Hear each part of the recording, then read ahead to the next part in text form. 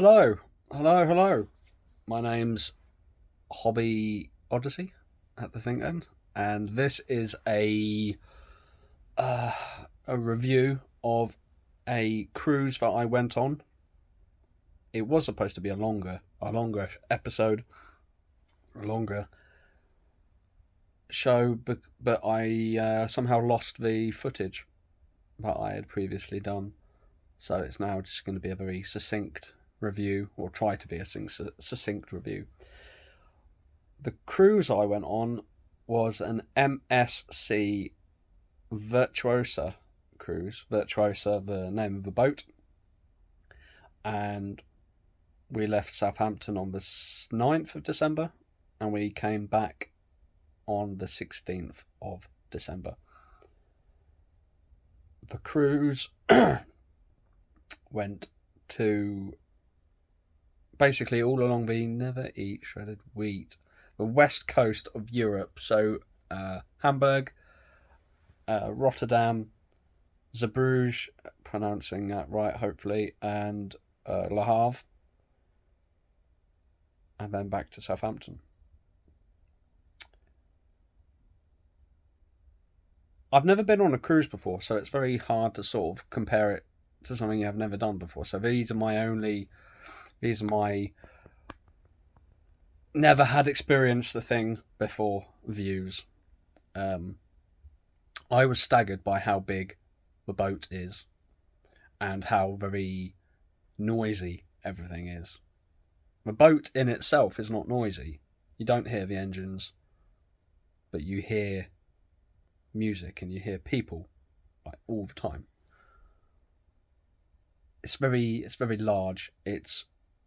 I couldn't comprehend how big it was, only when I got told that there is, you at full capacity, apparently, can't necessarily guarantee this, there is 6,000 passengers and 2,000 crew, and that, I could be wrong, this is what I was told. I've not read it anywhere, but that seems to be just, that's amazing to my eyes, to my ears, to my mind. It's amazing. I can't. And yeah, the day you get on the boat, there's like the login process. You go through customs, you go through security, you get all your paperwork looked at, and that went all swimmingly. My check-in time was later than my dad's check-in time, but because we arrived together, the guy at the gate pushed us through together. So that was good.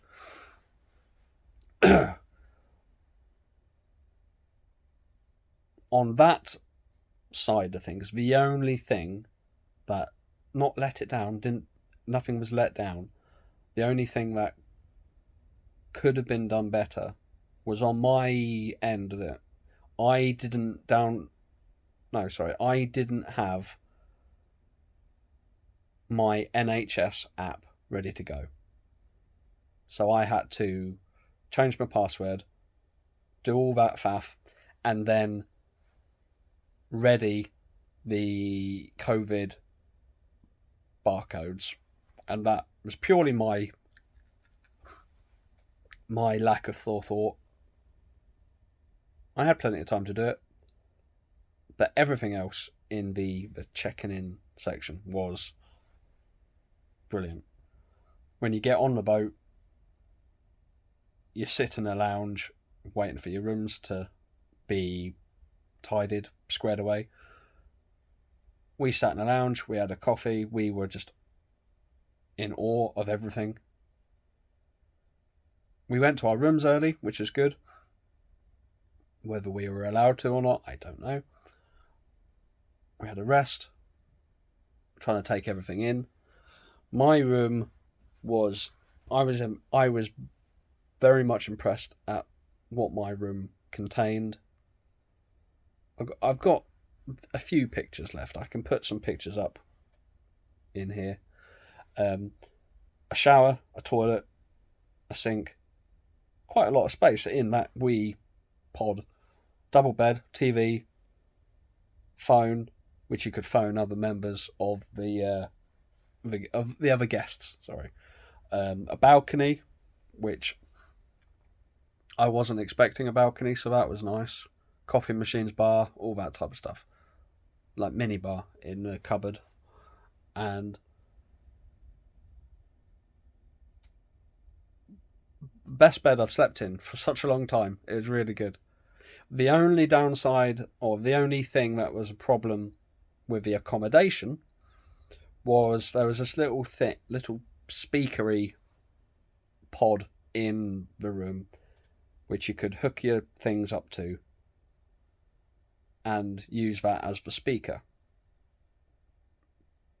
And logging on to the internet.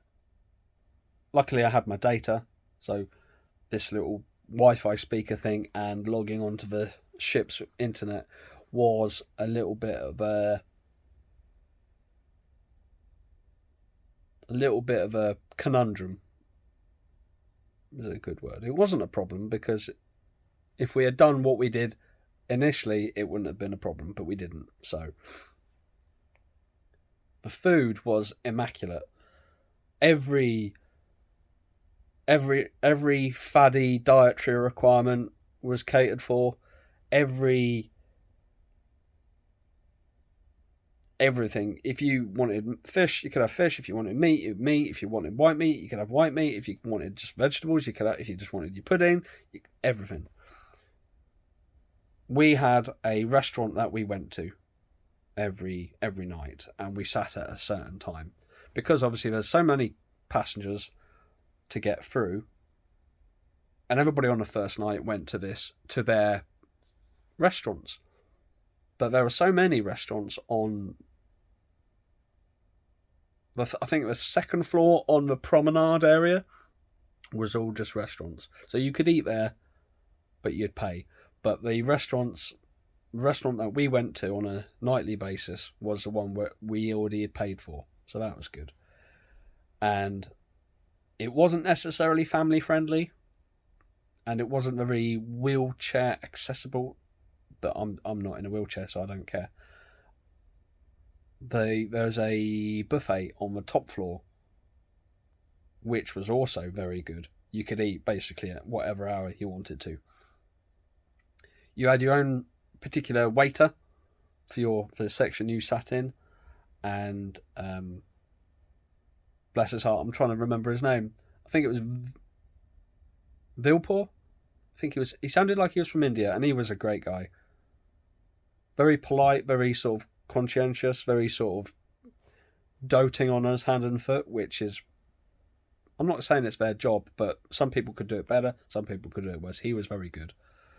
And so yeah, the food was great. Showers, I'm always a big fan of a good hot shower. They were great. Toilet, that was something else. It was an airplane toilet, which it's how they do. When I first used it, it really sort of, this! So from then on, I had to press a button and then quickly went like this, because it upsets me how loud that toilet was. I didn't have any seasickness, which I was surprised at. I felt a little bit wobbly one evening, but that subsided really quickly. Food. We went to a show. We went to a little theatre show, and that was very good. Considering how much space they have to put everything, it was a very good show. And it wasn't like a play. It was a sort of a dance, acrobats, music. So it wasn't language based, which is very good, because there was all nations there. There was a casino, which could only operate when we were at sea, because it was like international maritime laws, something. There were shops, like watch shops and handbag shops and fancy clothes shops. It was very catered for rich old people. Not a huge problem. I'm neither rich or old, so I enjoyed myself. That was the main thing. What else? The food. There was a gym, which I didn't use. There was an outside walking area, but because it was winter, it was super cold and at sea, so that even more cold. It's where all the smokers go.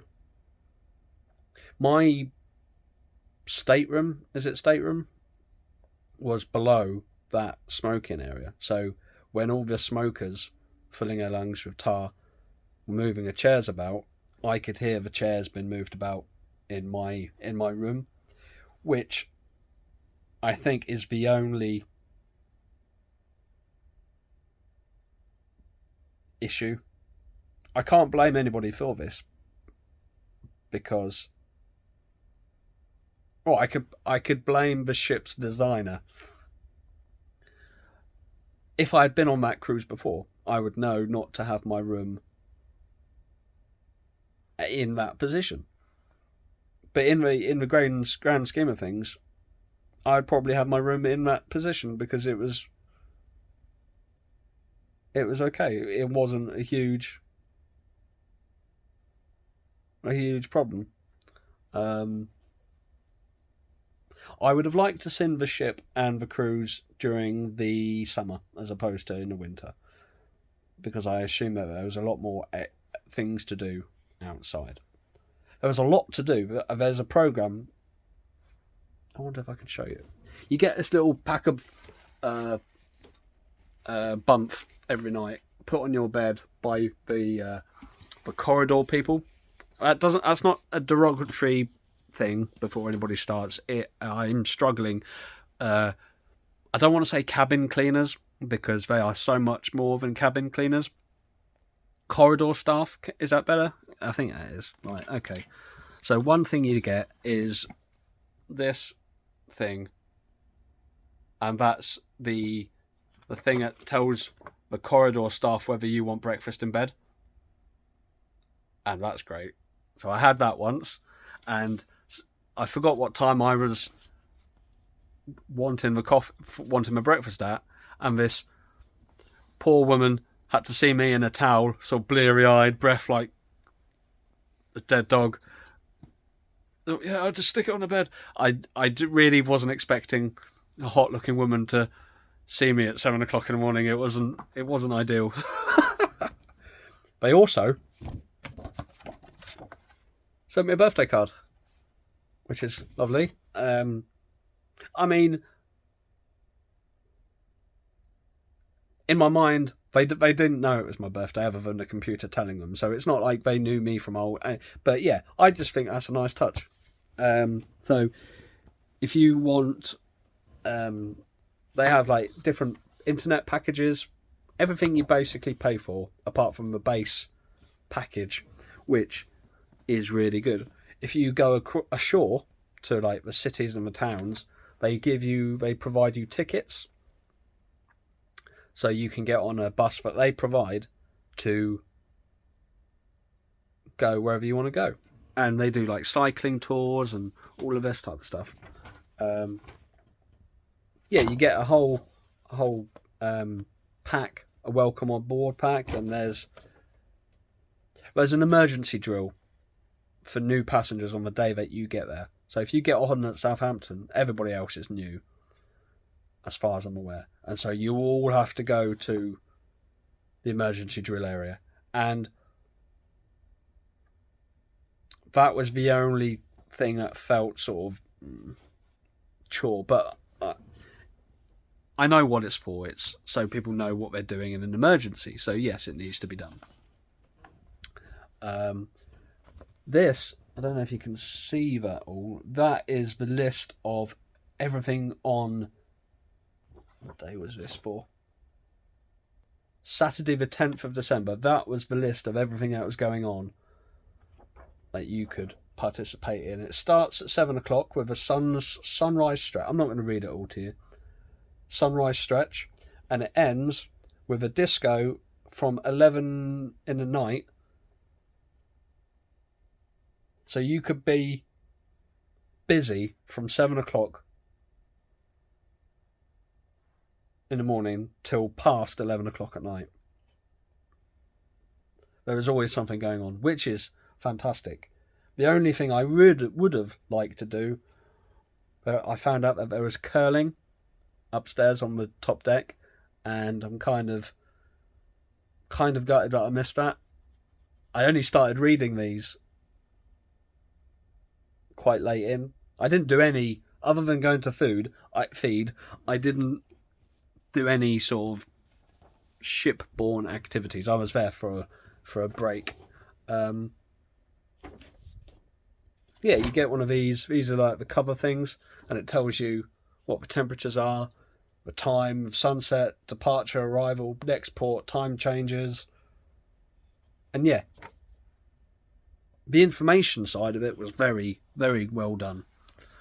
I've talked about the corridor staff, and each corridor, each floor has their own set of people that put all the paperwork out, clean your rooms, load you with coffee and teas, and my guy, he was called Bagus or Bagus. I think he might have been. I think he was from Indonesia. Yeah, I think he was from Indonesia. And he would be. I'd get up at like 7 o'clock in the morning because I can't lie in for some reason. He'd be already up. And as I go to bed, I can hear him in the corridor. Not in a bad way, but I can hear staff in the corridor. They work so hard, the crew on Virtuosa. I don't know anything about anybody else. But so a big thanks goes out to the MSC Virtuosa crew. The catering staff and the housekeeping. That's the word I was struggling with. So yeah, thank you very much, guys. And they were just really good. Everybody on that boat was so polite. I never met any of the captain or the people with like epaulets, the people who drive the boat, or the radar guy. I didn't meet any of those. But the people I did meet, there was a couple that we sat next to every night for dinner. They were pleasant, and we took a while to warm up to them because we're not very outgoing. But we started talking to them, and they had been on so many cruises, and they were telling us about all the ins and outs. And so that was really good. Now, if somebody was to offer me a cruise, to go on a cruise again, I would probably go in summer. Oh no, I would definitely go in summer. Maybe summer, autumn. I would probably do a cruise where the things that were being done on the cruise or going to via the cruise, I was interested in. Because I think if you're spending that type of money, you'd want to be... You would want it sort of more personal for you. I did enjoy it. I ate like a king. Didn't put any weight on, which baffles me.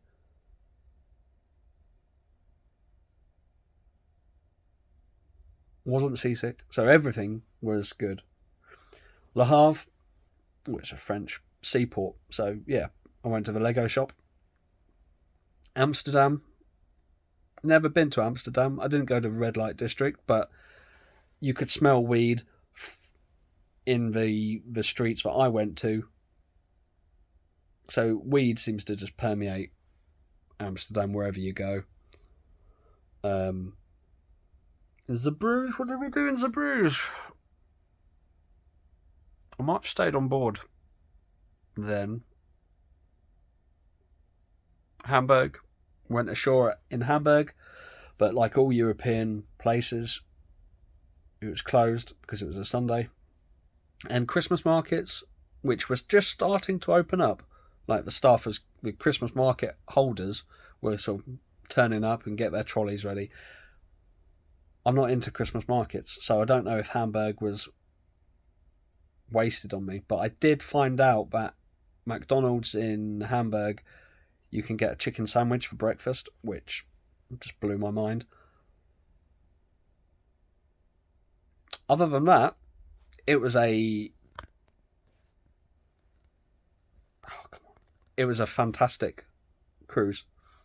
I really appreciate it. My grandma gave it to me as a birthday Christmas present, so I'm very appreciative of that. And I would highly recommend MSC Virtuosa to other people. So yeah, thank you for your listening. If you like what I do, please like, share and subscribe. Share the story with share this video with other people who might be into cruises, and put your words in the comment section. Thank you very much, and speak to you all soon.